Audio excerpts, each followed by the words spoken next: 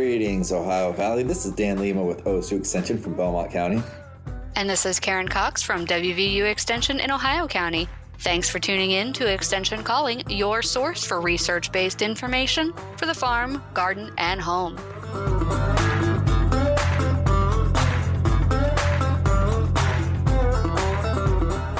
Well, hello, Karen.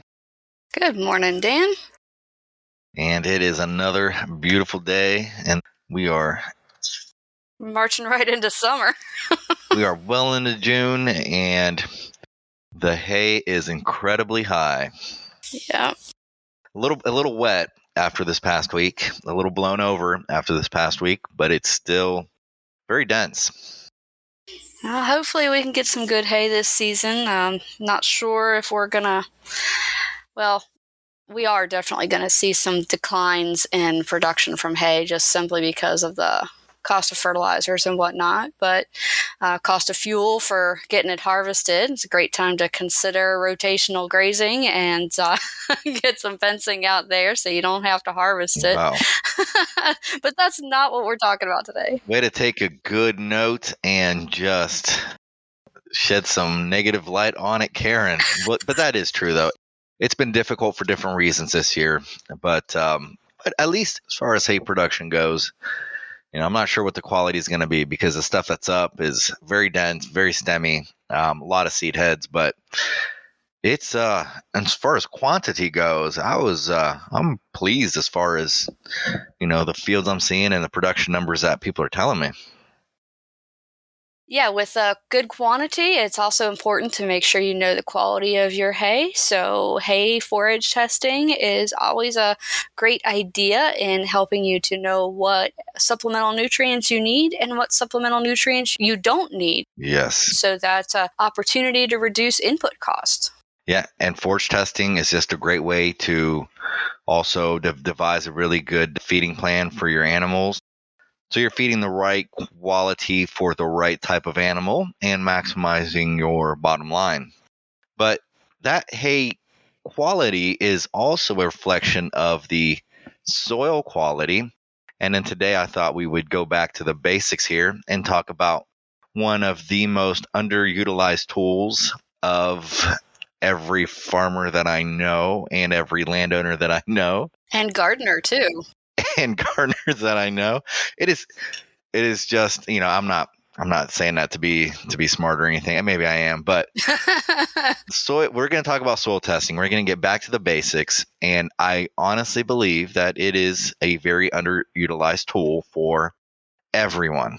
And we're talking lawns, landscapes, fruits, vegetables, hay, whatever. Or pasture fields, or if you're growing animals, right? It's still a good idea to do soil tests. Everything starts in the soil, It's that little layer of material that surrounds the crust of the earth is so critically important towards the success of anything. So do get a soil test, and we're going to go through a couple steps today on how to do a good soil test, because a soil test's results are only as good as the quality of the collection that you do. Right. And that is called representation. So you want to make sure that every soil test you do is representative of the area that you're testing. Because if you noticed in your fields after this past week's incredibly tremendous intense rains, if you have a pool of water in certain areas and other areas do not pool water, have different slopes, have different types of weeds, or higher producing, that means that these areas are different. That means that the quality, the type of soils possibly is different. So if you start putting these things together and get averages, those averages won't mean much as far as how to remediate and how to best use that property. So make sure when you're looking at that stuff, and after a rain is a great way to kind of figure out, hey, what areas should I just avoid altogether? Because it might be just a small area that just doesn't drain well. And you're like, well, I'll just avoid taking samples from there because that's such a small area that I don't need it skewing the results of the other 5 acres that I own, right, in that same field. Right. But just pay attention to that stuff because that stuff becomes really valuable as far as a quality soil test. Yeah, and you also want to consider how you're using that area. If you are using it for turf or for pasture, those are two different focus areas of what types of nutrients are going to be removed. So that's also an important part of your soil test, and that is telling the soil testing laboratory what it is you're trying to produce on these soils so that you can get good recommendations for what it is you're trying to grow. That's right. And something a little bit different, raised beds are very common. Mm-hmm. And think about how much money it takes to make a raised bed, putting in the soil in that raised bed, making sure you're not walking on it, there's no compaction, it's well drained. It's essentially ideal, but without that soil test, you can't really make it ideal. You can't. It's that little piece that's going to go a huge way in not only weed control, but crop health and disease resistance. That's right, because a healthy plant is much more able to fend off attacks from diseases and insects than an unhealthy plant. Yeah, and outcompete weeds in some cases. Yeah, some of those weeds like that good soil too. But let's get back to how to get a good sample. Like you had talked about where to sample and talked about separating different areas that are not characteristic or making sure that you're getting samples from each of your different areas if they're managed differently, right? So if you have a steep hillside that you only graze, that should be a separate sample than the lower field where you graze and harvest hay. So those should be separate samples. But also making sure, like if you are in a high tunnel, if you do different crops in different rows that may have different nutrient needs, you can send in a different sample for each row. Now, for some states, this might get fairly cost prohibitive, but for West Virginia, soil samples, at least the basic ones, are still free for West Virginia residents. So that should not be a prohibitive factor for those in West Virginia. Yeah, I was hoping you'd mention that. And that is a perk in West Virginia that everyone should take advantage of. Yes. Now, we do have some add-ons that you can get for our soil test now, things that we maybe haven't had in the past. So, for instance, if you want to test the percentage of organic matter in your soil, that's a $6 upcharge. If you want to test the electrical conductivity, which if you are growing under a cover, such as a high tunnel or a greenhouse, you definitely want to do that on an annual basis, and that is $3 per sample. Your micronutrient package is $5 per sample.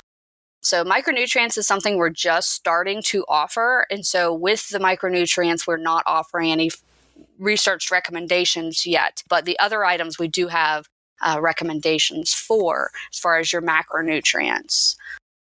Yeah, and I don't think we've ever had a show where you mention micronutrients and I say, don't worry about the micronutrients until you know your macronutrients. Well, that's true. And we have had a show, though, on orchard management because that's really where it comes into play is for tree fruits. Yeah, my point just being, obviously, you do things in terms of priority. Oh, yeah. Macronutrients are called macro because they're very important. They're highly utilized, and typically that's the deficiency in most soil tests. So with micronutrients, they can be very tricky to amend. One interesting recommendation that I had before on micronutrients was if you apply organic manures once a growing season, it does help supplement a lot of those micronutrients. But you're right, Karen, there are cases with certain types of crops and certain types of agricultural products that micronutrients become very critical and are depleted more quickly than they would otherwise be. But manure is a good way to kind of blanket a good amount of micronutrients, balance some things out so that I guess it's one less thing to think about. But if you're not even looking at the macronutrients, I would not advise you to start worrying about the micronutrients. Yeah. I mean, the majority of micronutrient deficiencies, just like macronutrient deficiencies, are tied to pH. And so if you haven't done your duty to amend the pH to get it to the right level for the plant you're growing, then you're going to have other nutrient deficiencies that are tied to that. So like we always say, the biggest bang for your buck is getting that pH balanced, and that's going to release some of the nutrients that are tied up. And get you those healthier plants. Yeah, and I'm glad you brought that up. Soil tests work by an analytical laboratory with chemical extraction methods. When we're talking about pH, you can take the pH of your soil with one of those little kits, and it'll give you the pH of that soil, the active pH. What it doesn't take into account that soil testing labs do is the cation exchange capacity that's tied to the buffering pH as well. So when we talk about neutralizing the soil to bring that pH from typically an acidic type of pH to more of a neutral, slightly just slightly below neutral. 6.5 is where we say that the pH is ideal for most production purposes. At 7, you talk about a neutral pH. And above 7, that's when we start saying that things are alkaline. But around here, most clay soils in eastern Ohio, the northern panel of West Virginia, where we're located, the pH is typically low. It's typically around 5.5, sometimes a little bit lower. And it does require lime to bring it up to 6.5. That's ideal for production.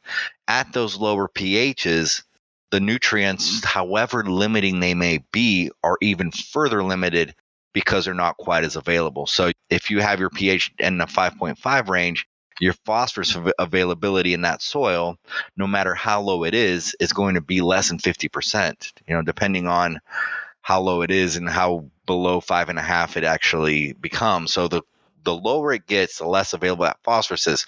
So just by bringing that pH up, you have freed up so much phosphorus, as an example, to your plants. It's like you're giving them fertilizer as well by just adjusting the chemistry to make it more available. You're getting the most bang for your buck because 1, the chemistry is right, and 2, all those nutrients that were tied up before and not available become available. So the plant gets a double dose of nutrients and the chemistry benefits of growing in that environment. Right. And that goes double for if you're growing legumes in your hay crop or in your pasture, because the bacterial associations with those nodules that create the nitrogen availability for other plants, they're less active in more acidic or more basic soils. So they also like that 6 to 6.5, maybe even 6.8 range, but they're going to be more active. And so you're going to get more nitrogen production in those pH levels as well. And here's the other thing about those quick kits, right? So in Belmont County, the price we charge for soil tests, which is basically just the cost of the soil test itself plus shipping, is $12. We send it to Penn State, being another land grant university with about the equivalent soils of Eastern Ohio. So we send them to Penn State as opposed to a lab in Western Ohio. But when you do that, the labs take into account your cation exchange capacity, your soil types.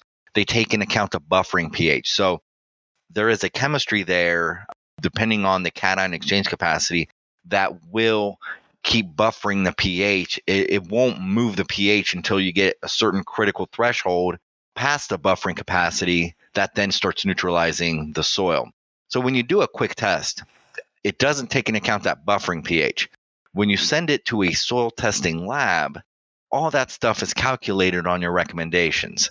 So I don't like to half rate lime because of that. I think of it as a slingshot, right? If you want to try to use a slingshot at a certain distance, you pull it back all the way and then let go, and it goes a certain distance. If you pull it back halfway, it doesn't necessarily go halfway out to the full distance because most of that power is kind of at the end. So the math doesn't quite work. If your recommendation is 3 tons and you put 1.5, you don't fix half of the pH issues that you had necessarily. I'm not saying you won't fix some, but it doesn't quite work like that as far as a 1-for-1 linear relationship. So, if you're going to skimp out on anything, I do not recommend liming. And also another thing that people tend to get caught up in is they soil test good fields that have high production value. If you really want to maximize production, get the biggest bang for your buck. I don't know how many times we said that today, but But you want to soil test fields that are low yielding. Let's try to fix the areas that aren't really producing the way we want them to. Because those are the areas that are probably more critical, that probably need a little bit more lime, maybe some fertilizer after the soil test. But that soil test analysis goes a long way compared to most quick kits that you can buy in retail stores. Right. And the thing that those quick kits and those little probes that you can buy don't give you is a recommendation. They'll tell you what your pH is, but what do you do with that information once you have it? And, I'll say go ahead and get that pH meter if you want to monitor it more frequently throughout the year. But also recognize once you get a reading that's not to what you want your ideal soil to be, that's when you want to make sure you take a soil test, send it to the lab, and then get a recommendation as far as what you should do to amend that problem that you have observed. And so I would recommend, if you are going to use one of the home test kits, that you use it as an early warning system. But if you call me and say, hey, my probe told me that my pH is, at 5.5, what should I do? I can't give you that answer because I don't know what your soil type is. I don't have those laboratory recommendations to tell me the greater details of what's going on in that soil. So that's when you want to take a soil sample, send it to the lab, and then contact me and say, okay, this is what my soil test says. What do I do with this? And then I can help you from there. But we have gotten a little off track. I want to bring us back to the details of getting a good soil test. So how often to sample? If you're looking at a hay field, we're recommending 3 years. Yeah. And pastures is 3 to 4 years. But you might want to do every 2 years for a row crop. Vegetable gardens, 1 or 2 years. High tunnels should be done annually, mainly to keep an eye on the salt content, that electrical conductivity. Lawns and turf every 3 to 5 years. So you don't have to do these soil tests every year, but if you get a soil test back and it's way off and you like, oh my gosh, look at my pH, look at my, everything's wrong, you want to treat and then test again next year until you get to those optimum levels. And then you can taper off and not do them as frequently. And different things require different depths of soil testing as well. Let's say root crops versus hay or tilled areas, tillage, no-till, raised beds. Right. These all have slightly different requirements. And same with orchards. For instance, for your lawn, just a regular grass, a 2-inch depth is all you need for that, because that's where the majority of the root mass is for your lawn. And you don't want to try to amend deeper down because your plants aren't going to use that. So why waste that extra money and potentially get runoff and pollution associated with your fertilization practices if you don't need to? So save yourself some money and just test the first 2 inches of soil. And that's going to go for permanent pastures as well. But when you're doing a pasture, you want to make sure you're getting all of the organic debris from the soil surface because your cattle have tramped down stuff. Same goes for your lawn. You don't want to put grass in your soil sample, right? You don't want to have manure in your soil sample. You don't want to have rocks and random bits of tree and whatever. You want to pull all that organic matter out of the test so that you just have the soil. That's right. And 2 inches, Karen, you're spot on. I mean, that's exactly where you need to be, but it's a little hard to get 2 inches right below the soil. I would say no more than 4. Absolutely not. But for a garden, 4 to 6 inches is the recommendation. And that's right. That's a little deep. But, if you think about those raised beds, they're nice and loose. Even if you till up an area, you're going to loosen up the soil at a certain depth, and those roots are going to penetrate a little bit deeper. So I do recommend 4 to 6 inches for most gardens and no more than 4 for the lawn. Yeah, just however deep you till, really. Yeah. And it makes sense, exactly, because that's where the roots are going. That's where you're going to be neutralizing the chemistry too. Right. And in fact, when you send in the soil test, you do specify the depth that you want analyzed. So you'll get a recommendation based on that depth as well. So can you calculate the liming requirements based on the pH, type of soil you have, the probable cation exchange capacity? You can. but it's difficult and it's not worth your time. But I will say this. If the representation is the key there, when you're doing a soil test, you're taking various plugs in an area. I recommend no less than 10 because it's easy to count to 10. And if you tell somebody to do 20, they might not do 10. But if you tell somebody to do 10, they're like, all right, well, I did 1 and now I'm in a single digit, so I can finish this up.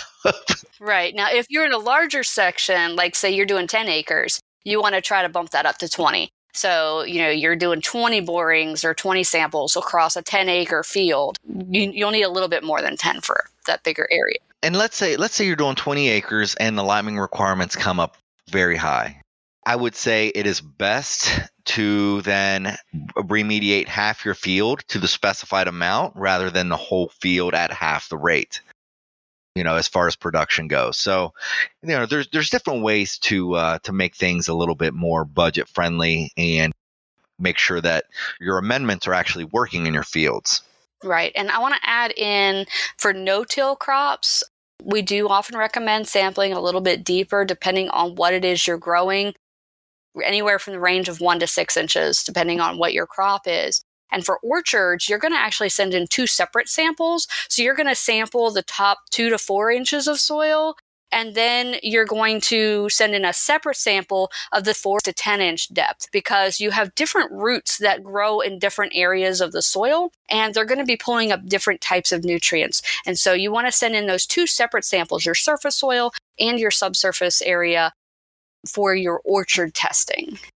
That's a very specific situation that makes a lot of sense, but most people just don't need 2 different depths for soil testing. Oh, but yeah, for orchards, just for orchards. I can totally see that. And and for forests, don't test your forest soil. There's not really a point to it unless you're doing forest farming and you need to know what the pH is for a specific crop.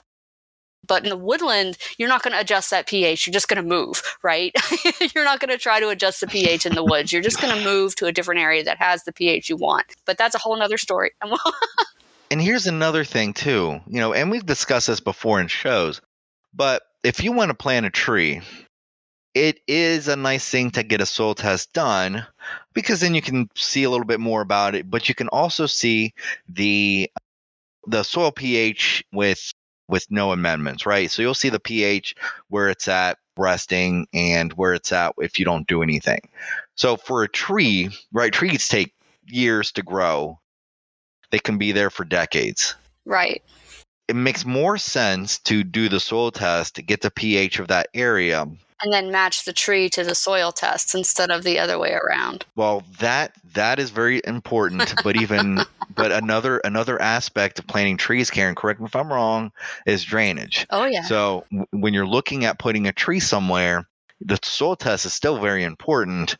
I mean, just because you have a certain tree that you like that needs a pH of 6.5 as opposed to 5.5, it would be very hard to keep amending the soil for decades. So maybe put a different tree in there that's going to do well, and chances are you're going to like it more because it's a healthier tree. It's going to grow better. But look at that drainage. That drainage is very critical to tree health too.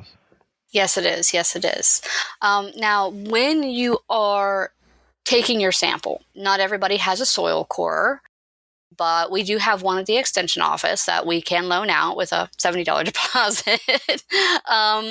So we make sure we get it back. But you can use just a regular shovel or a spade. You just need a clean pail or like a bowl or a bucket, something to collect the soil in, right? I think those plastic 5-gallon buckets work amazing. Yes. The trick is most shovels are triangular, right? And if you take a triangular sample, you're going to be oversampling the top layers of the soil.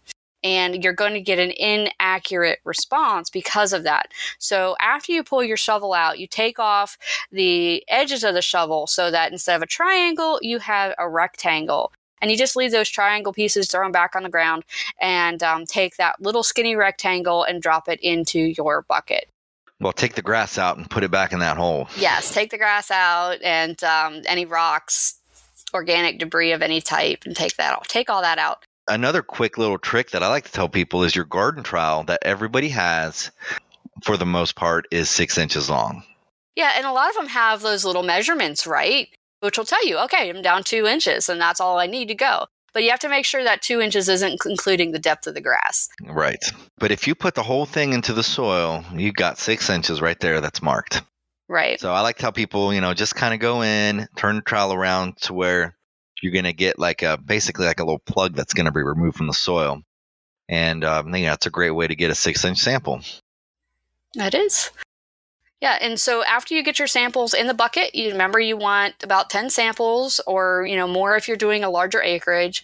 And then you're going to, again, go through, break up any clumps or clods, break up all of those PEDs, if you want to use the official term, and anything that's stuck together. Because if you let our heavy clay soils dry in the shape of what you pulled out of the ground, it's going to dry in that shape and it's going to be like a rock. And so you want to break it up as it's drying and keep breaking it up so that the soil testing lab doesn't have to take a hammer out and have it fly all over the room and you lose part of your soil sample that way. So you want to break it up, mix it up, break it up, mix it up, and let it dry naturally. You don't want to heat it to dry it because that can change some of the chemistry. And just stick it off in the corner and let it dry. And then you're going to take out about a couple big handfuls, put them in a plastic bag. Make sure that you have filled out your soil test form legibly. That's really important. And if you don't know your soil type, and it's not if you're in an urban area or you're looking at raised beds, just select the soil type urban because our soils have been so adjusted that they don't really carry the same characteristics they maybe once did 100 years ago. But if you're out in a more rural area, you're using an open garden area, make sure you look up what your soil type is. And we don't have enough time to go into it today, but you can go to a place called Web Soil Survey. Web Soil Survey is a really great website that allows you to zoom in onto your property. You can just type your address in and find out what your soil type is. Recognizing, of course, that when they did these soil maps that they did not have the technology that we have today. And so they're not super accurate down to the property line. So keep that in mind and recognize it is a generalization. But having that generalization is still very important, whether you have a Westmoreland silt loam or a Colloquia silt loam. They're different as far as how that cation exchange capacity that Dan mentioned earlier in the show. So that's an important aspect. If you don't know your soil type, reach out to your local extension office or conservation district and ask, and we can help you out. Absolutely.